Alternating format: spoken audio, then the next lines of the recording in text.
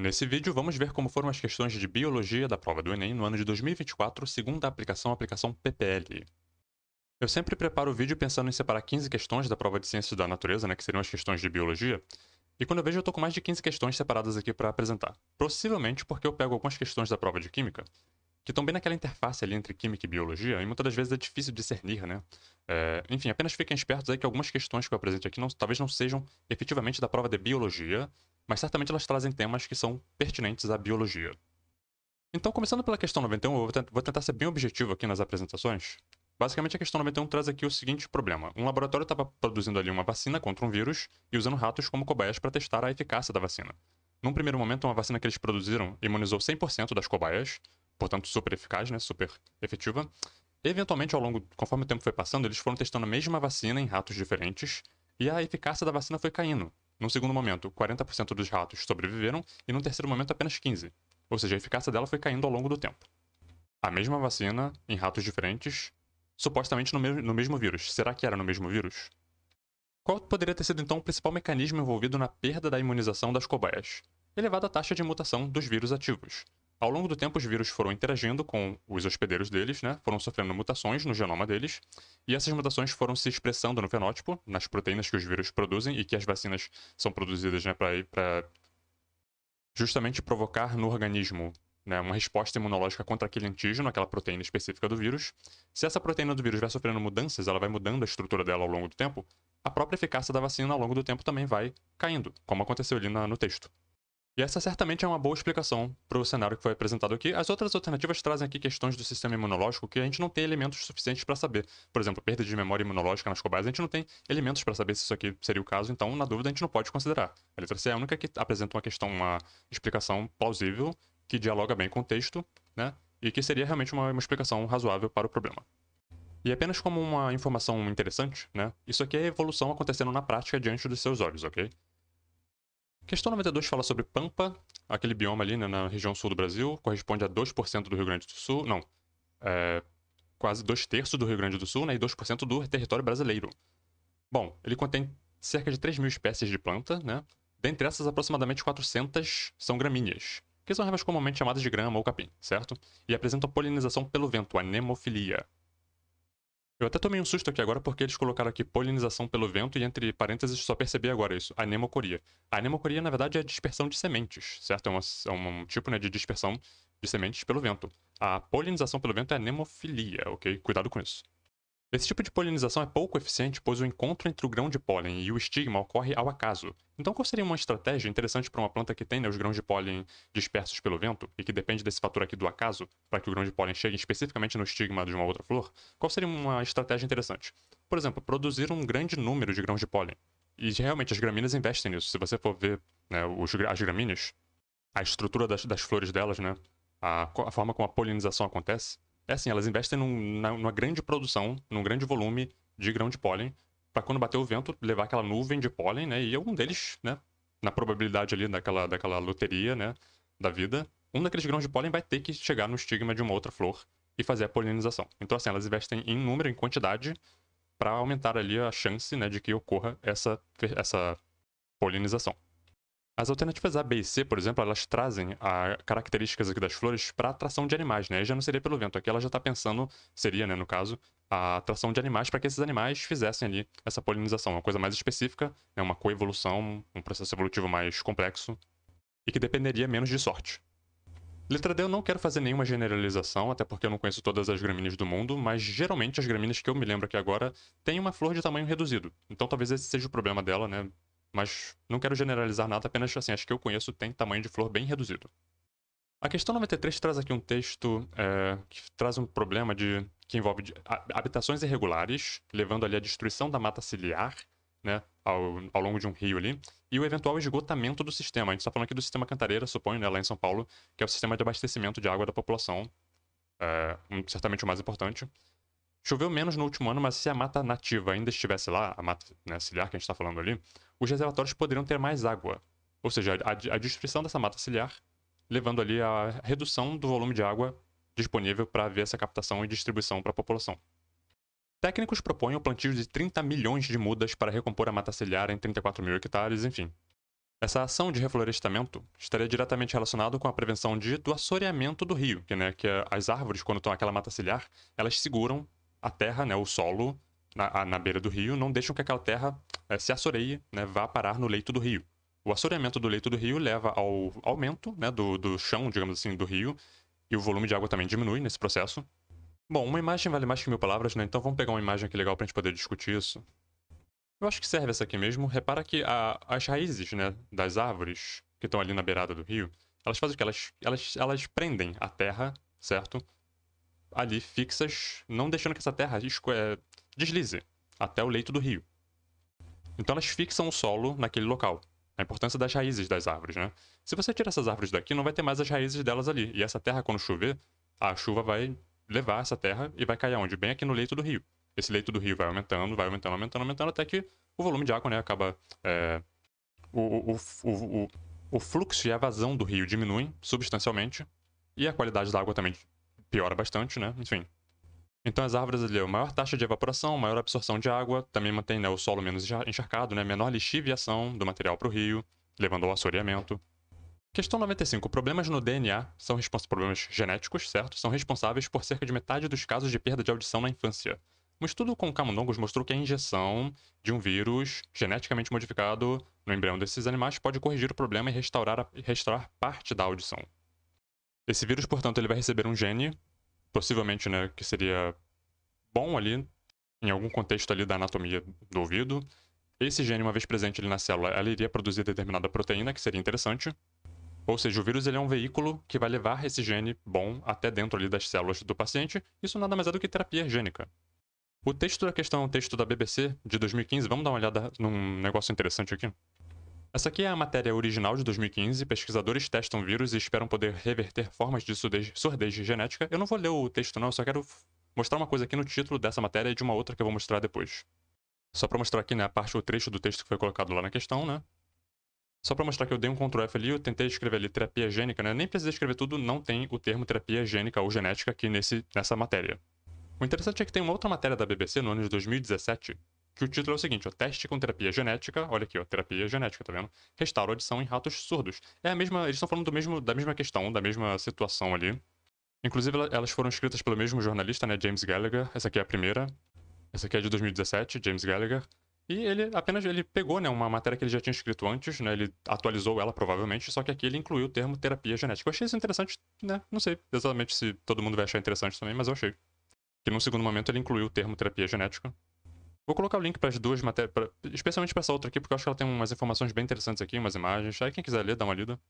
Questão 96. O cágado de barbelas, que por algum motivo eu fiquei mó tempão lendo cágado de borboletas. Apenas recentemente eu percebi que isso aqui é barbelas. Bom, ele vive nas águas poluídas do Rio Preto, em São José do Rio Preto, São Paulo. Os animais dessa espécie usados em estudos ecotoxicologia são atraídos para esses locais por causa do acúmulo de matéria orgânica. Exatamente ali em pontos de despejo de esgoto, né? Ambientes com grande quantidade de metais e baixíssimo teor de oxigênio, indicando que já é uma eutrofização, né? Baixo teor de oxigênio, um ambiente eutrofizado.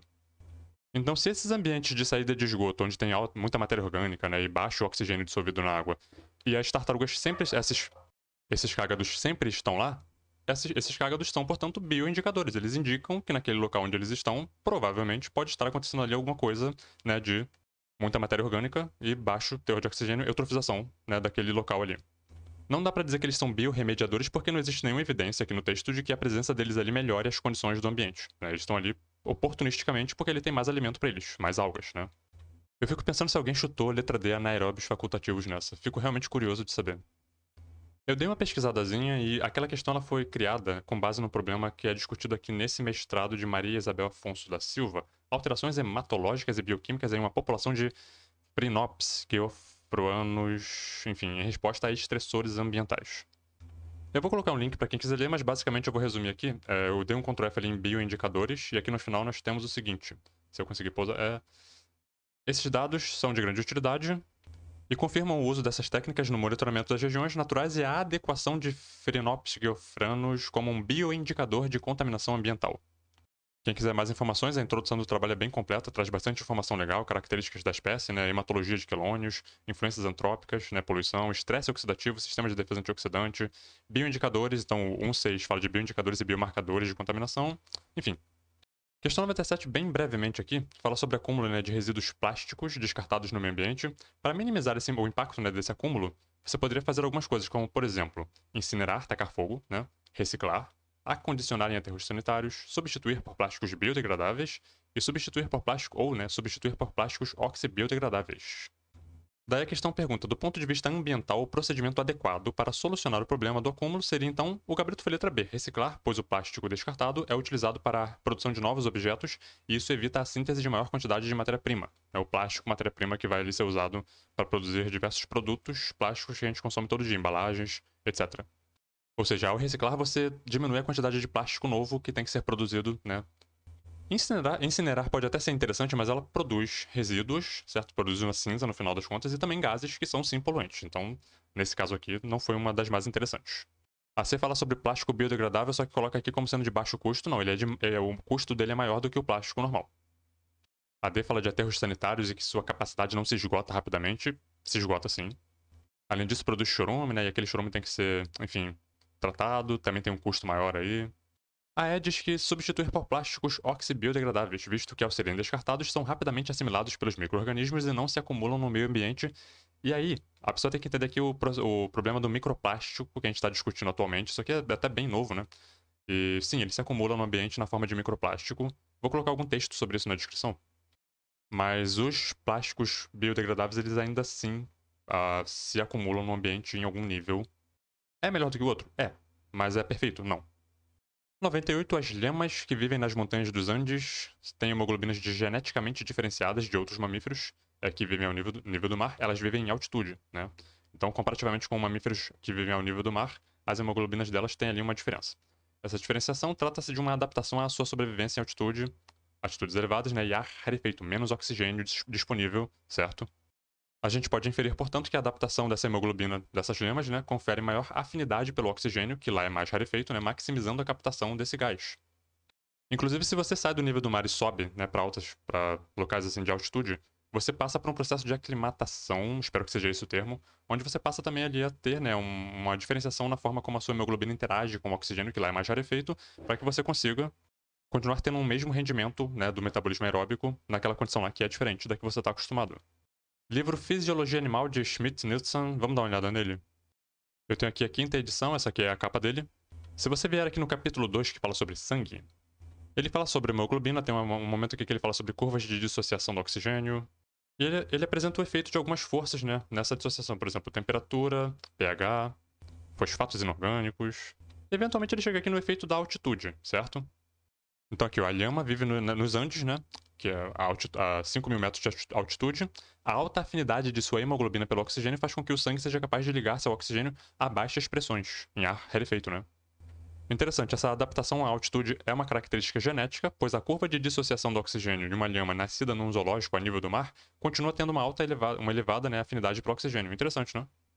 Elas não apresentam essa característica apenas porque estão na altitude, isso realmente é uma característica genética para elas. Aqui um gráfico com as curvas de dissociação, né?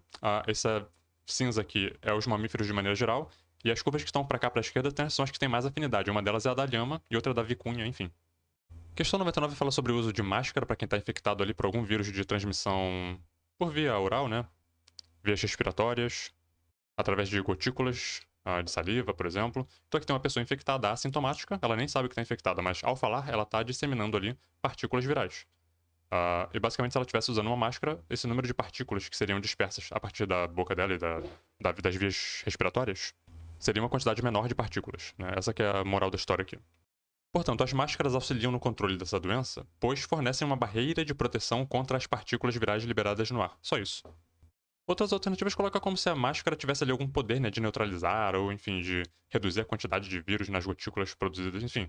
Não, ela forma uma barreira, né? Ela não interage nada com o vírus, apenas impede que o vírus passe, né? E, enfim, infecte outras pessoas a partir ali de uma determinada quantidade. Ela continua permitindo alguma passagem, mas diminui muito. Por exemplo, a letra C reduz a quantidade de vírus nas gotículas. Não, ela reduz a quantidade de gotículas contendo vírus que vão passar, né? E vão atingir outras pessoas. Questão 100 tem aqui um heredograma. DNA mitocondrial pode ser utilizado para evidenciar parentesco, né, ou uma descendência. Sabe-se que o zigoto recebe mitocôndrias apenas do gameta feminino, ou seja, linhagem materna. Aí tem um heredograma aqui com uma genealogia de uma família. O DNA mitocondrial do indivíduo W, esse cara aqui, é igual ao do indivíduo... Aqui a gente vai pensar que é do indivíduo 3, eu vou explicar por quê. A partir dessa matriarca aqui em cima, né, eu apontei aqui com a seta todo mundo que recebe as mitocôndrias dela e que, de certa forma, influenciam em gerações posteriores. Então ela passou para essa outra mulher aqui, que não tem nome. Essa outra mulher aqui passou tanto para essa aqui quanto para essa aqui. Essa mulher aqui é mãe, é avó, na verdade, de W, porque ela é mãe da mãe de W. Essa aqui, ela é mãe de 3, certo? Então ela...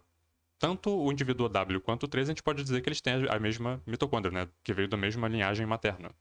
E eu marquei com um X aqui todas as mulheres que surgem no heredograma, mas que vêm de fora da família. Elas não participam. Então, por exemplo, essas aqui, né? Elas são de fora da família. Elas trazem mitocôndrias diferentes. Então, 1, 4, tem mitocôndrias que vieram de mulheres que não faziam parte dessa linhagem aqui a partir dessa matriarca. 5 também, a mãe dele não fazia parte dessa linhagem aqui. Então, a mitocôndria dele é outra. 102, um professor solicita aos alunos, né, que organizem uma coleção de vegetais para apresentarem uma feira de ciências. Dessa forma, os alunos coletaram um musgo, ok, um cogumelo, opa, uma samambaia, ok, uma alga, e ramos de pinheiro e de goiabeira, uma gimnosperma e uma angiosperma. Durante a apresentação do trabalho, o professor explicou que, embora todas as espécies coletadas tenham muitas características em comum, nem todas são vegetais. Os cogumelos diferem das demais espécies por serem heterótrofos, ok? Eles não produzem o próprio alimento, eles se nutrem, né, a partir de alimentos que eles obtêm do ambiente, não apresentando capacidade de sintetizarem seu próprio alimento, como os seres autotróficos, como as plantas, por exemplo, e também as algas, conseguem fazer, por conta da fotossíntese, né? As outras alternativas trazem coisas interessantes. Por exemplo, talófitos, ok, mas não apresentando corpo segmentado, ok. Algas também, né? Então, assim, não seria algo que diferenciariam os fungos, né, os cogumelos, de algas, por exemplo. Até mesmo briófitas, né? Os musgos, por exemplo, não têm órgãos verdadeiros. Eles têm o rizoide, né, o cauloide, enfim, o filoide. Tem ali uma leve diferenciação, né, em órgãos análogos. A EB fala de criptógamos, não apresentando órgãos de reprodução sexuais visíveis, ignorando completamente assim, a própria estrutura do fungo, mas se esse aqui fosse o caso, briófitas e pteridófitas também são criptógamas, né? Então não seria uma característica que diferenciaria os fungos delas. A D fala que os fungos são haploides, não apresentando capacidade de reprodução sexuada. O ciclo dos fungos, sim, ele tem a reprodução sexuada em algum momento, eles inclusive fazem meiose zigótica, né? O ciclo haplobionte-haplonte. Peguei qualquer figurinha aqui na internet só para ilustrar aqui, ó, o organismo haploide, né? Isso aqui é o ciclo haplobionte-haplonte dos fungos. Fungos, algas, protozoários. Sofrem mitoses, né, etc. Fazem gametas, fecundação, portanto, reprodução sexuada, zigoto, 2N, que sofre meiose zigótica, formando ali organismos adultos haploides. E a letra falou que eles são avasculares, não apresentando tecidos para transporte. Bom, briófitas também não tem, então também não seria uma característica, né, de diferenciação. Questão 104 é uma questão aqui bem grande, né? Porque ela tem esses gráficos aqui, ocupa uma página inteira da prova. Eu acertei essa questão, então assim, a minha lógica funcionou para resolver a questão. Eu não sei se eu vou conseguir explicar a minha lógica. Então assim, na dúvida, eu vou fazer uma apresentação dela aqui básica, né? Do meu jeito, com a minha explicação, do jeito que vier. Mas assistam também outros vídeos em outros canais de alguma outra pessoa, de repente, explicando ela de uma outra forma. Porque talvez a minha explicação não fique muito, né? Enfim, ela está falando aqui sobre animais invertebrados que moram em regiões ali, né, por exemplo, estuários que têm variação, né, na salinidade. Animais que mantêm a osmolaridade interna relativamente constante são os osmorreguladores. Regulam, portanto, mantêm constante. Já os que não controlam ativamente a condição osmótica dos seus líquidos corporais são chamados de osmoconformadores, eles se conformam ao ambiente. Então, o osmorregulador não importa a variação da salinidade, por exemplo, da osmolaridade, né, no ambiente. Ele vai ter um mecanismo que vai manter a dele constante. O osmoconformador não. Se aumentar, por exemplo, a osmolaridade do ambiente, ele também vai aumentar. Se diminuir, ele também vai diminuir. A minha lógica foi essa, mais ou menos. Um pesquisador coletou animais de duas espécies de invertebrados, a espécie A um osmorregulador e a espécie B um osmoconformador. Portanto, o animal A eu esperaria que ele mantivesse a osmolaridade dele constante a despeito da variação do ambiente, né? Enquanto que o B ele se conformaria. Se aumentar, ele aumenta, se diminuir, ele diminui. Essa que era a minha ideia. Ambos foram submetidos a um laboratório, a ambientes aquáticos com diferentes osmolaridades, e aí foi medida a pressão osmótica interna tanto do A quanto do B. E de acordo com a minha leitura, a correta seria a B, o gráfico B, né? Repara aqui que conforme aumenta a pressão osmótica externa do ambiente, o animal A, que é osmorregulador, ele manteria relativamente constante, certo? Enquanto que o B ele se conformaria, conforme aumenta a pressão osmótica externa, a pressão osmótica externa, ele também aumentaria dele. A B é a única que traz esse cenário. Claro que a C, por exemplo, trouxe o inverso, né? Então a pessoa, por exemplo, eu fiquei bastante tempo olhando tanto para B quanto para C, porque eu poderia estar confundindo isso. Eu fui de B e estava certo. Enfim. É exatamente isso. No ambiente, conforme aumenta a pressão osmótica externa, o B, que é o osmoconformador, aumentaria também a pressão osmótica interna dele. Mas não vou mentir não, foi uma questão complicadinha, hein? Questão 105 traz aqui o drama das doenças negligenciadas, né, que não tem investimento suficiente para as pesquisas, desenvolvimento de drogas, tratamentos, né, porque são doenças que acometem ali regiões pobres do planeta, que de repente não trariam retorno financeiro para os laboratórios, então ninguém realmente investe em pesquisa para elas. Parcela considerável dos investimentos aplicados aos estudos dessas doenças vem de atividades filantrópicas. Esses investimentos filantrópicos poderiam melhorar, por exemplo, a realidade de doentes acometidos por exemplo, leishmaniose, né, que é uma doença tipicamente associada aí a regiões mais pobres, né, e enfim. E nem precisa elaborar muito, porque todas as outras alternativas têm muita pesquisa, muita tentativa de desenvolvimento de novos tratamentos, novos remédios, né? Então, infarto, câncer, Alzheimer, influenza A. Influenza, todo ano tem uma vacina nova para ela, né? Porque tem que estar sempre renovando. Então, assim, é uma doença muito estudada. Aqui só sobrou realmente a leishmaniose mesmo. 107. Pisaster ocraceus é uma estrela do mar. Ok. Seu principal alimento são moluscos, metilos californianos. Esse molusco, por sua vez, é dominante e compete por espaço com muitos outros invertebrados e até algas. Bom, fizeram aqui um estudo, né, em dois ambientes, um deles contendo a estrela do mar, Pisaster, e correlacionando com o quê? Com a diversidade de espécies naquele ambiente, número de espécies diferentes, né, presentes num determinado ambiente. No ambiente onde você tem Pisaster, que é a estrela do mar, a diversidade é alta, certo? Quando você tira Pisaster, que é a linha vermelha, repara como que a diversidade, né, o número de espécies diferentes no ambiente cai. Isso aqui no espaço aqui de uma década, né?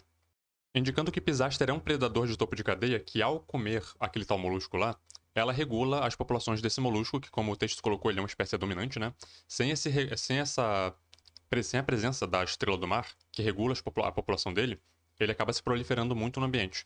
Então, essa estrela, que é um predador, né, de topo de cadeia, ao regular a população de moluscos, ela está exercendo um controle do tipo top-down. Portanto, a presença de Pisaster influencia a diversidade de espécies nesse ecossistema porque esses animais diminuem o número de moluscos, reduzindo a competição destes com outros seres. Lembrando que os moluscos são dominantes, né, como o texto colocou. Então, assim, na ausência do predador deles, a população deles vai aumentar muito de tamanho, né, número de indivíduos, porque não vai ter ninguém para regular.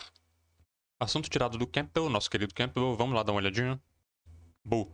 Eu tô aqui com a 12ª edição do Campbell, capítulo 54, a Ecologia de Comunidades. Em algum momento aqui eles vão falar sobre espécies com impactos grandes, né, com grande impacto, espécies ou porque são muito abundantes, ou porque têm um papel crucial ali, né, na regulação das dinâmicas da comunidade. Aqui, por exemplo, tem um quadrinho ó, falando sobre a estrela do mar, né? Ali ela está forrageando, ela está comendo um molusco, inclusive. Seria essa estrela do mar uma espécie-chave?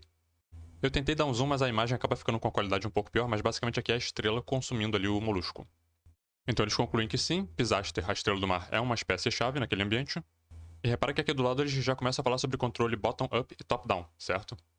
Bottom-up de baixo para cima, top-down de cima para baixo. Então, no controle top-down, a abundância de organismos num determinado nível trófico, né, é controlado pela abundância de consumidores num nível trófico superior, acima. Predador limita herbívoro, herbívoro limita planta e por aí vai. Questão 108 é uma daquelas questões que eu falei que provavelmente, na verdade, certamente ela é da prova de química, mas ela tem um tema tão legal para biologia, né? Tão comum também nas discussões de biologia que eu resolvi trazer. Ela fala sobre biocombustíveis ecologicamente corretos, né, como por exemplo o álcool.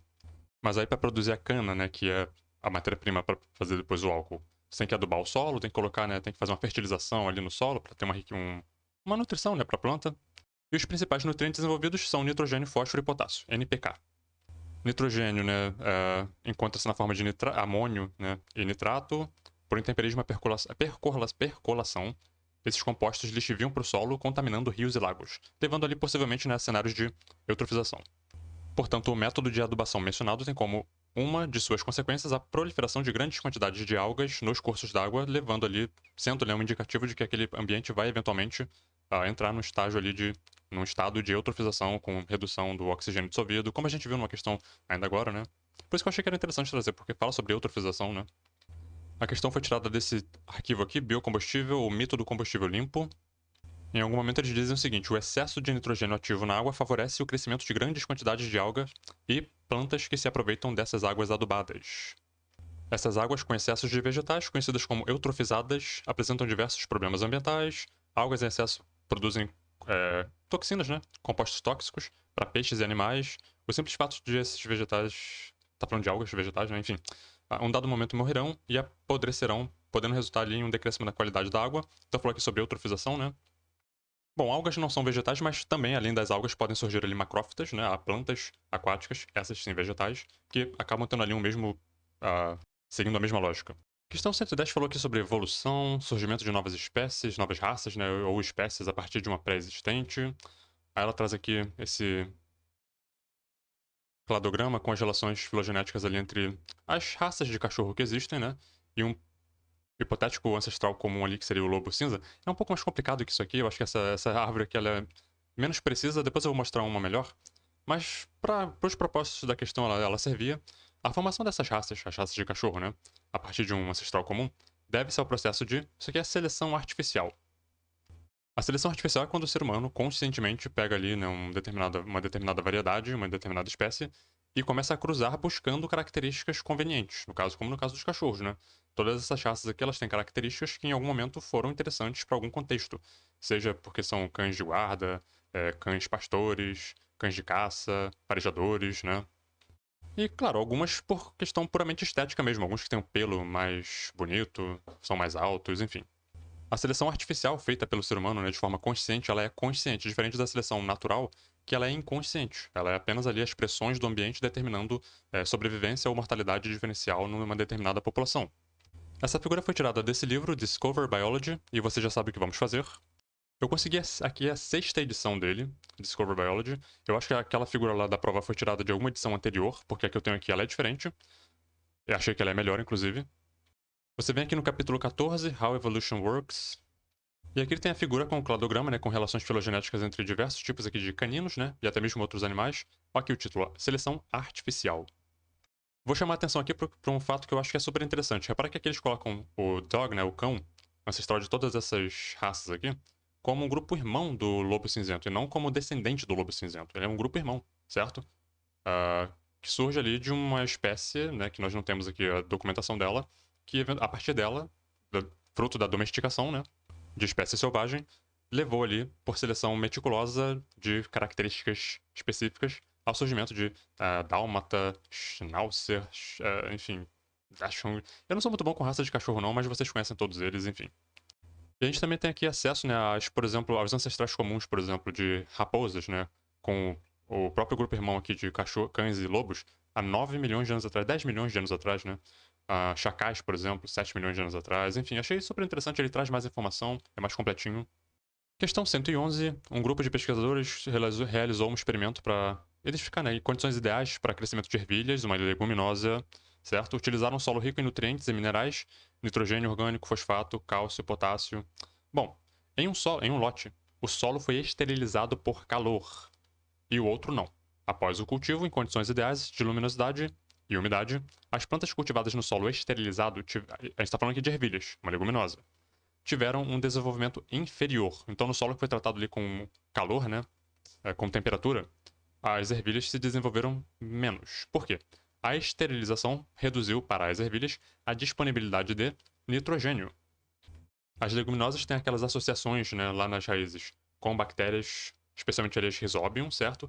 Que pegam o nitrogênio atmosférico e convertem numa forma que é organicamente assimilável, especialmente o nitrato. Quando eles trataram, esterilizaram ali aquele solo com temperatura, eles mataram as bactérias. Então as ervilhas já não tinham essa associação e, portanto, elas tiveram menos acesso a nitrogênio em formas assimiláveis. A questão 120 traz aqui um texto um pouco longo e eu vou tentar resumir. Uma mulher, uma proprietária, né, de uma aras, comprou um cavalo e esse cavalo ela descobriu que ele tinha uma infecção, possivelmente ali viral, né? E ela queria saber o seguinte, para ser vantajoso para ela, ela queria processar a pessoa de quem ela comprou. Seria importante para ela descobrir que esse cavalo já estava infectado por esse vírus no ato da compra. Ele não foi infectado depois da compra, mas sim antes. Como é que ela poderia utilizar, por exemplo, exames, né, envolvendo imunoglobulinas, anticorpos, para detectar se essa infecção desse cavalo aconteceu antes da compra ou depois? E aqui no final o texto traz uma coisa importante, né? Além das imunoglobulinas IgM e IgG, a avidez da ligação do anticorpo, né, também traria uma informação importante, porque quanto maior for a avidez, mais antiga seria a infecção viral. Então, quanto maior a avidez, mais antiga a infecção viral. Quanto menor a avidez, mais recente. Então, qual resultado laboratorial favoreceria a nova proprietária no julgamento? ela queria encontrar IgM negativo e IgG positivo, nesse caso aqui, independentemente da avidez. Eu achei importante mencionar isso aqui da avidez porque é uma coisa que quase nunca cai, né? Essa coisa da avidez. Então é bom a pessoa ter no repertório. Mas para a resolução da questão propriamente dita, não era importante. Por quê? IgM negativo, a IgM vai dar positivo no ato ali, bem no ato da infecção, quando a pessoa ainda tá ali com né, com aqueles sintomas, inclusive, né? Vai dar IgM positivo, porque é recente, muito recente. O IgG, ele já demonstra uma infecção mais que já aconteceu há algum tempo. Então ela queria que o IgG tivesse positivo e não o IgM. IgM positivo, enfim, atrapalharia um pouco, né, o plano dela de processar a pessoa de quem ela comprou. Porque iria indicar que o cavalo foi infectado recentemente. E a avidez, nesse caso, se você tivesse IgM negativo e IgG positivo, já seria suficiente para você classificar ali como tendo sido a infecção prévia ao ato da compra. Independente da avidez desses anticorpos, ok? Então, IgM, M de mal, você está mal, você acabou de ser infectado, né, pelo vírus. E IgG, G de já. Significa que você já foi infectado por esse vírus antes, mas você não necessariamente está ali num quadro infeccioso, né, num quadro de sintomático, apenas indicando que você já teve contato com aquele antígeno. 123, a abelha mamangava Xilocopa sp é mais eficiente polinizadora do maracujazeiro por causa do seu tamanho. A abelha europeia Apis mellifera não é uma polinizadora eficiente porque coleta o pólen sem realizar a fecundação, porque o tamanho dela é muito pequenininho, né? E acaba não alcançando ali o estigma, etc. Mas ambas estão explorando o mesmo recurso. Então a relação ecológica entre os insetos, as duas abelhas mencionadas, a gente pode colocar aqui como sendo de competição, porque elas estão explorando o mesmo recurso, certo? E além disso, a abelha, né, a Apis mellifera, ela acaba causando danos ali à flor. Eu vou mostrar um arquivo aqui agora interessante. Eu não encontrei esse texto aqui original da revista Globo Rural, porque já é bem antigo e, enfim, as coisas da Globo é tudo pago, né? Mas eu achei um texto interessante, que é esse documento aqui da Embrapa, informação sobre polinizadores do maracujazeiro. Eu achei interessante porque aqui eles falam sobre visitantes florais, né, nessa região. Eles falam sobre 3 abelhas, a Apis mellifera, né, a Xilocopa, que é a mamangava, e uma tal de Trigona spinipes, que é a arapuá. E ele traz aqui esse gráfico aqui, essa tabela, com uma informação interessante. A Apis mellifera, o resultado dela é do tipo furto ou roubo. Furto quando é retirada do recurso floral sem danificar as flores. Roubo quando a retirada do recurso floral causa danos às flores. Então ela pode causar danos às flores no ato da retirada do pólen, né? A Xilocopa, que é a mamangava, ela é do tipo polinizadora. Ela é o melhor polinizador para essa planta, como a gente viu lá na questão, certo? E a Trigomonas nippes, ela faz roubo também. Eu achei interessante essa coisa do roubo e furto, né? Quando o inseto vai lá, pega o que ele quer, mas não beneficia a planta em nada e acaba até mesmo atrapalhando, de certa forma, né? Aqui umas imagens com as abelhas nas flores, ninguém vai conseguir ver nada, mas eu vou colocar um link pro arquivo na descrição para quem quiser dar uma olhada. Abelhas melíferas e arapuás são pilhadoras de néctar. No maracujá amarelo, enfim, a espécie melífera, Apis mellifera, é considerada um dos maiores problemas, pois a retirada de pólen da flor reduz a oferta para polinizadores efetivos, como a mamangava, por exemplo. 124, um laboratório desenvolveu um anestésico tópico na forma de um creme. As nanocápsulas são feitas de um polímero 100% biodegradável. O nanoanestésico é responsável pelo transporte e entrega do princípio ativo à região desejada do organismo. Então acho que a gente tem essa figura, né? Um produto normal, ele vai ali meio que no tempo dele, né? Enquanto que o produto nanoencapsulado, ele faz uma entrega mais rápida, diretamente ali, especificamente, né? No tecido, né? Na parte do tecido de interesse, na região da derme. A utilização dessas nanocápsulas implica aumento no transporte e na absorção dos princípios ativos à medida que elas se degradam ao migrarem da epiderme para a derme. E a gente sabe que esse aqui é o gabarito porque é exatamente o que a gente está vendo aqui na figura. As outras alternativas eu não vou nem perder tempo com elas, porque assim, depois de dar uma olhada, né? Elas simplesmente confundem alguma coisa ali, derme com epiderme, enfim. O gabarito está bem evidentemente ilustrado aqui na imagem, na figura da questão. A questão foi tirada desse texto aqui, Moléculas Inovadoras, da FAPESP. Tem uma coisinha aqui que eu achei interessante. Na verdade, são só algumas informações complementares que eu achei interessantes, né? A velocidade de ação do nanorap deriva da sua nanoarquitetura que garante melhor permeabilidade na pele. Ela tem uma velocidade de alcance predeterminados, né? O efeito mais rápido, duradouro. E tinha essa figura aqui para clicar lá, né? Composição, aqui está a nanocápsula, né? Com o princípio ativo aqui essa bolinha verde, um núcleo oleoso. O nanorap é formado por nanocápsulas, polímero 100% biodegradável, dotadas de paredes semipermeáveis, um núcleo oleoso. Como ele age, a nanorap atua na parte mais externa da pele, chamada de camada córnea. Paredes poliméricas semipermeáveis e o tamanho diminuto das nanocápsulas controlam a velocidade de liberação do fármaco. Quais as vantagens? Devido ao tamanho, né, as nanopartículas conseguem ultrapassar a pele com maior rapidez. a ação anestésica é mais duradoura, etc. Enfim. Em algum momento eu me senti meio que fazendo propaganda de uma droga, então, ao persistirem os sintomas, o médico deverá ser consultado.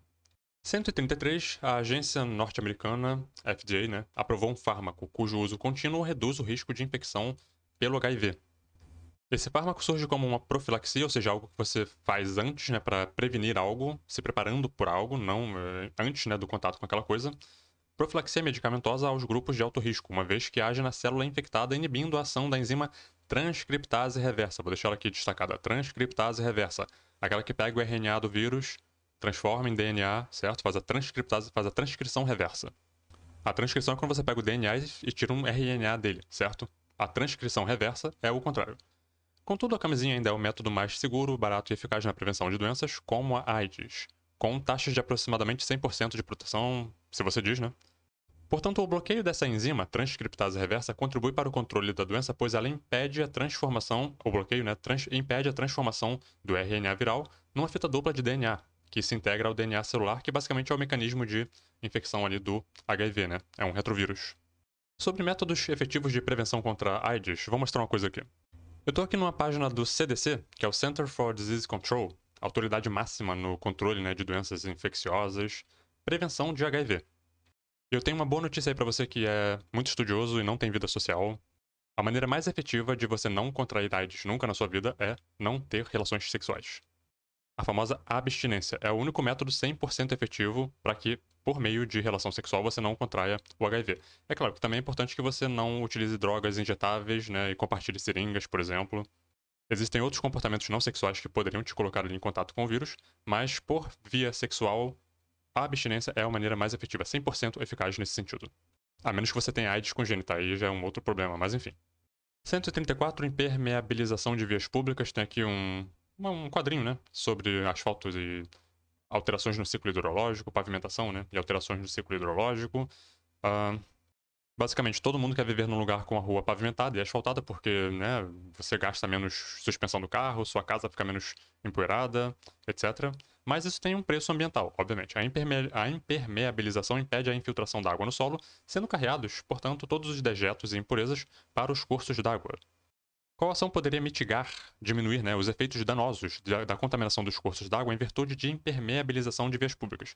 Mais espaços não impermeáveis, né? Portanto, promover a construção de parques e espaços arborizados, com o solo ali, né, exposto, gramado, né, árvores, plantas, para poder fazer toda aquela dinâmica, né, de captação de água e tudo mais. Então, se o problema é impermeabilização, construa áreas permeáveis na cidade, como praças, por exemplo.